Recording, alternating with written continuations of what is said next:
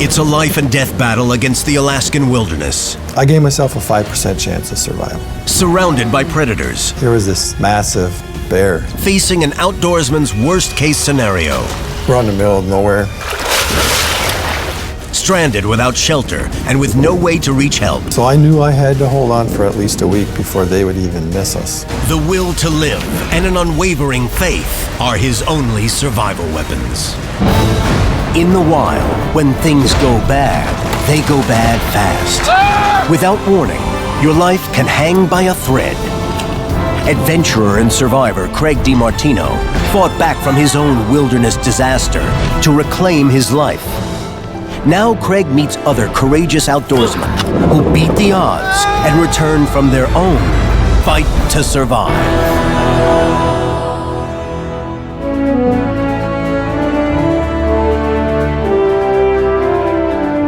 Hi, I'm Craig DiMartino. Some say that hunting and fishing in Alaska is the best in the world.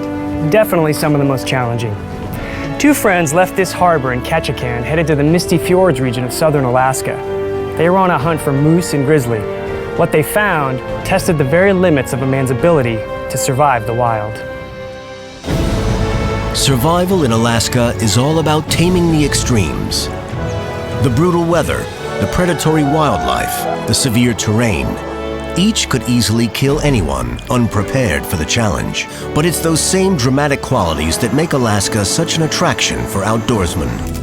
That's exactly what hooked 51-year-old Adrian Knopps on his first trip to Alaska from Michigan nearly 6 years ago. I just couldn't get enough of the wildlife, the scenery, the mountains. The first trip was an eye-opener for me, and it kind of got it in my blood where I fell in love with it. You just love to be here, is the feeling that you get. Adrian had traveled to join his friend, an Alaskan native, Garrett Hagen, for some fishing and hunting. They had met in Michigan, where Garrett's stories intrigued Adrian. He loved to talk about his life of fishing and hunting in Alaska, and who doesn't want to hear that, who's an outdoors person? Anything out here? Any moment now. No? Okay. Garrett's father fished for a living, and Garrett practically grew up on his dad's boat. I knew he was going to be a fisherman. We're a fishing family. I'm a commercial fisherman. He would fish with me all day long, work hard, and then at nighttime we'd anchor up. He'd put a line over the side and see what he could pull up off the bottom. He just had to know what was on the bottom, wherever he was at. Garrett had bought his own boat, a 50-footer named Abundance. He took a real interest in his boat. It was something he really liked. I think it meant it could probably maybe someday start a family and live on the boat even. Season after season, Garrett and Adrian managed to get together, either in Michigan or in Alaska, for a couple weeks of hunting or fishing. I can honestly say that Garrett was my best friend. In the fall of 2013, Adrian flew up to Ketchikan, Alaska.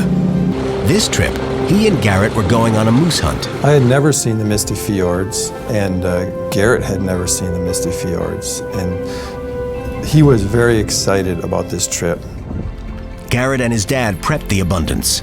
The plan was to leave Ketchikan on Friday, September 13th. Now be careful. Don't forget a big moose. Will do, yeah. See you when you get back. Yeah. Wish I was going with you.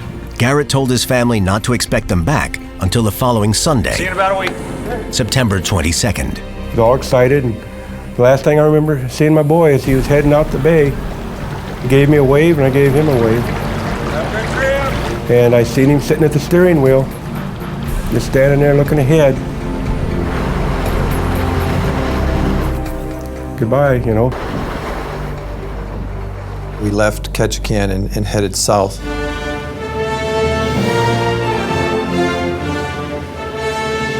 And we were going to spend 2 days, the Friday and Saturday, exploring the fjords as we worked our way up toward the Chickaman River.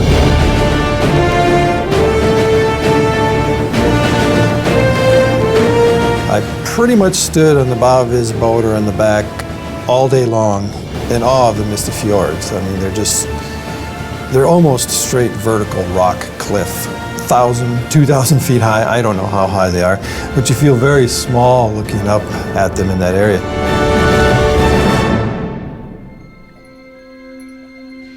The next day, they reached the mouth of the Chickaman River and dropped anchor.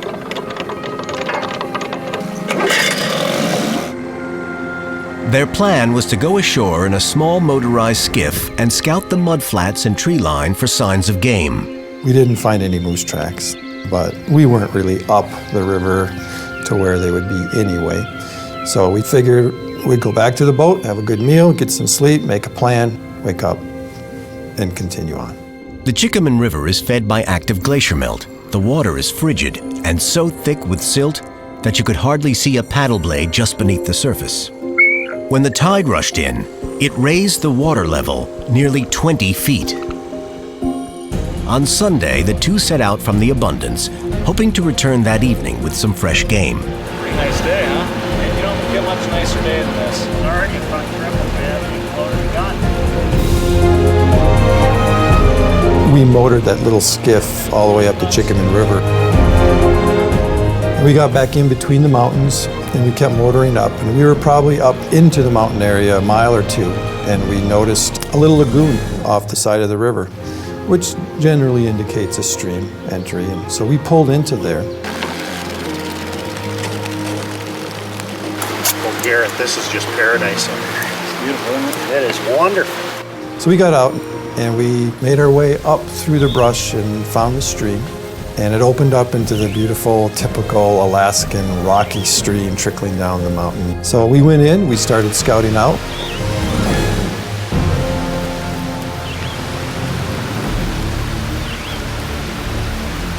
We found bear tracks, we found deer tracks, we found a lot of wolf tracks.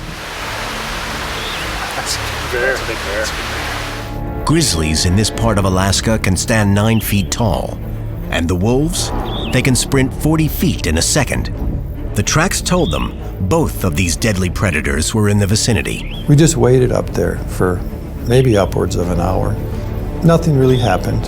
And so we figured, hey, let's keep moving on. So we moseyed on back down the stream, walking out real slow. And we turned the last corner before going out to the boats. And Garrett just started just bubbling over with, look at that. He's pointing and really excited. And I came around the corner and looked, and there was this massive bear standing upright, facing us. Whoa, and he pulls up to shoot it. And I was like, Garrett, don't do that. That's a grizzly bear. They were now face to face with one feeding on salmon. Out in the Alaska wilderness, it said there is nothing more dangerous than interrupting a grizzly bear in the middle of a meal. And that's what Garrett was just about to do. In Alaska's remote rugged valleys of the Misty Fjords, Adrian Knopps and his buddy Garrett Hagen had run right into a massive grizzly bear. Before it could charge, Garrett quickly aimed his rifle. So he raised up and he fired 3 shots. And the bear went down under the water, completely submerged. The wounded bear tried to stagger up to the bank. Garrett aimed again. Wait, Don't shoot! wait till it gets out of the water. But he shot. He was so excited. Another perfect shot, Nice shot. and that bear just, that was it. It was looking like this was going to be a very successful hunt. They were only 3 days into their 10-day trip, and already they had taken an impressive trophy. I think you're getting close. It took us hours to get that bear skinned and quartered and got all the meat off, because Garrett was the one, you don't waste meat. When you hunt, you eat the meat. And so we had a lot of meat. After taking a break to eat the only meal they had packed, Oh, we're almost there. they began the tedious chore of lugging the game bags full of meat down to their small skiff and kayak. This is heavy. We'll definitely make a couple more trips. We're gonna have to fill this thing up.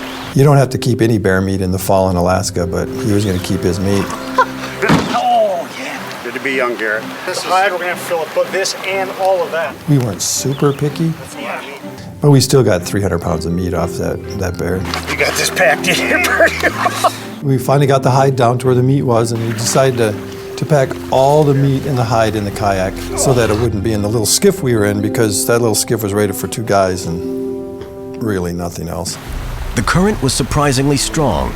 The small, overloaded kayak was at risk of capsizing. Yeah, Garrett, I don't like this. This is riding too low. The problem is that the water was like that far from over the top of the kayak. I think we need to transfer this into the skiff. Yeah. Yeah. Yeah. So we ended up putting most of the meat in the boat with us, and just the hides stuffed down into the kayak. And that brought the kayak up more, made it much more stable, and we were good going down the river. The only problem with that is now we had 300 pounds more in the little skiff. And it brought the water up to where it was literally a couple inches from coming over the top. There was no way that the little skiff could take both men and 300 pounds of bear meat all the way down the river and then across the wide channel out to their anchored fishing boat. Boats are just riding too low. This is too much bear meat. I said, Garrett, we can't go out in the big water this way. He agreed. What do you say to this for a plan? We came up with the idea, hey, What if I'll get out of the here boat. with the guns? Yeah. That'll lessen the weight in the boat, make it ride up higher. That's a great idea. Tie up to the boat, throw the meat on, tie the kayak off. We agreed that he wouldn't try to do anything with the hide, just tie it up and leave it. You come back, right back for me. Turn right around and get you. That sounds good. Yep. We'll do that. And then we'd be at the boat. That was the plan. Now I wish we had made a different plan. Garrett dropped Adrian off at the edge of the wide mudflat. He held onto Garrett's 2 rifles to further lighten the loaded skiff.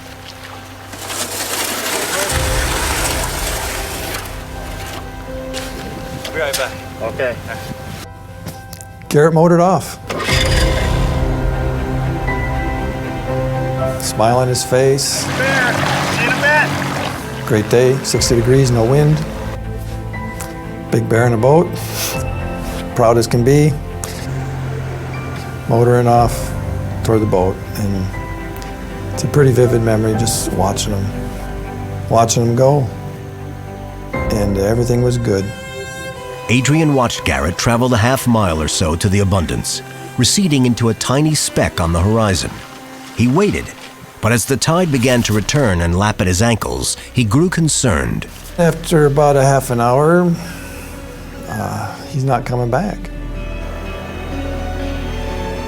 So I pulled up one of the rifles and scoped the boat out to get a closer look, and there wasn't anything there. I couldn't see the skiffs, and I couldn't see him. I couldn't see movement on the deck.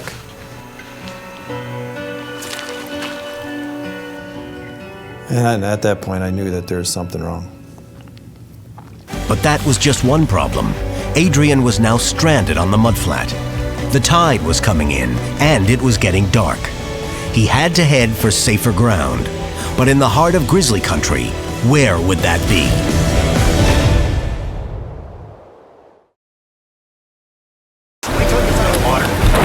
A successful hunting day for 2 best friends See you in a bit. had turned into a nightmare. Garrett was nowhere in sight, and Adrian was stranded without a boat or shelter in the Alaskan wilderness.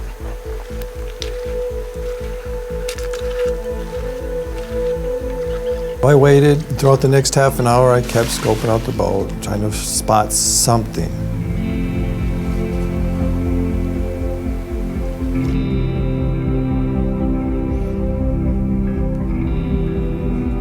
But I never spotted anything. There was no movement. I didn't see any boats. I didn't see him. No lights on deck because it was starting to get dusk at the time. The boat was just there, anchored in the water, dead in the water. So after about an hour, I knew he had died.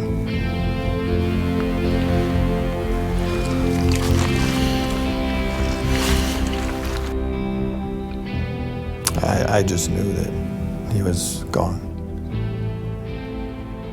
Had the swift current taken down the skiff? Had Garrett fallen, loading the meat onto the boat? Adrian could only wonder. At that time, having a close relationship with my God, Jehovah, I started praying at that moment. Oh, please, Jehovah, please pay attention to what is happening here. Just left it open. It was out loud all the I time, know that something has happened to Garrett. like he was standing there with I me. ask that your spirit watch over his situation. And I needed to keep calm, I know that you are looking on. Please give him the help that he needs. which I did. It was almost surreal. Praying out Jesus' loud name, helped I Adrian to pray. focus Amen. and to figure out his next move. Greg DiMartino went with Adrian back to that mudflat on the Chickaman River.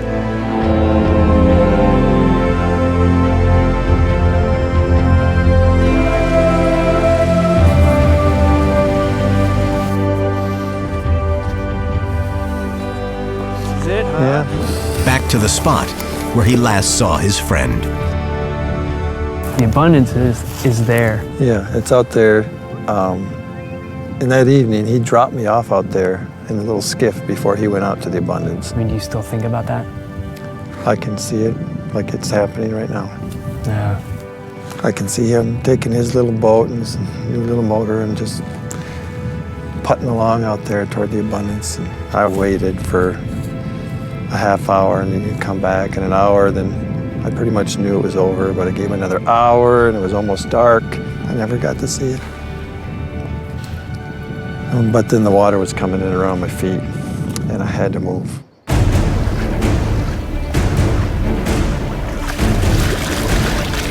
The race was on to reach a downed tree before the water got too deep and swept him away. The tide's coming in and throughout the tidal flat there's these cuts that go through it and make these little channels.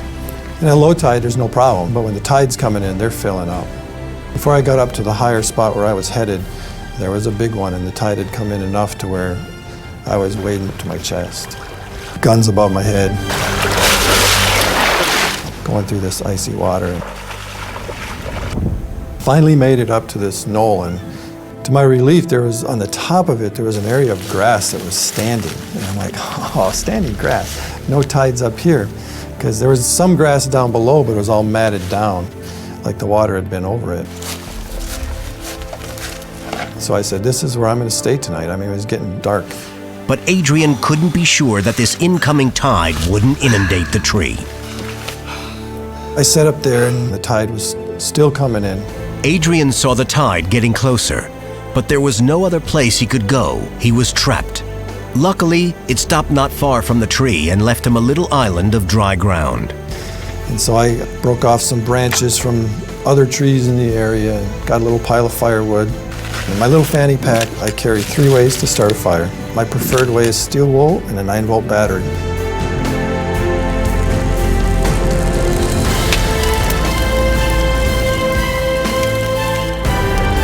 It was probably the typical beautiful, pristine, Alaskan clear night. Stars in the sky. But that heavenly spectacle wouldn't last long.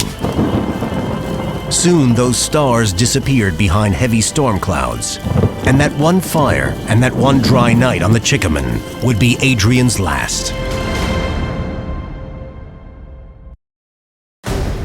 Adrian Knopps was stranded alone on a mudflat in a remote corner of southeast Alaska without any shelter and little food. Even worse, no one would be looking for Adrian or his hunting partner Garrett for at least a week. They had told their families that they would be out hunting for about 10 days. This was just the 3rd day of their trip.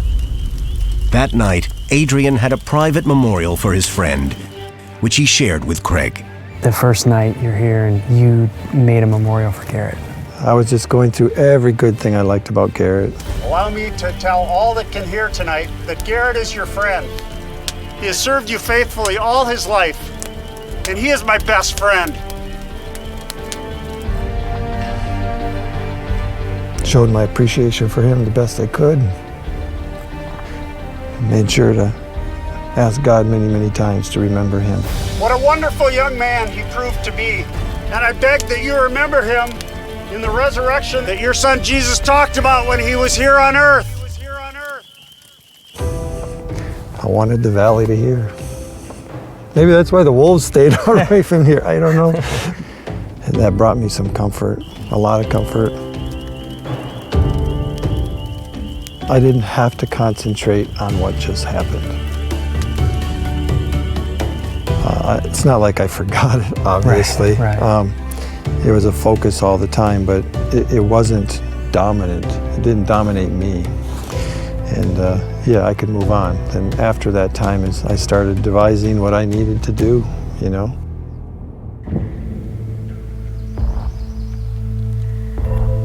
The next morning, Adrian took stock of his situation. And I started making plans, what I had to do. We had just started the hunt.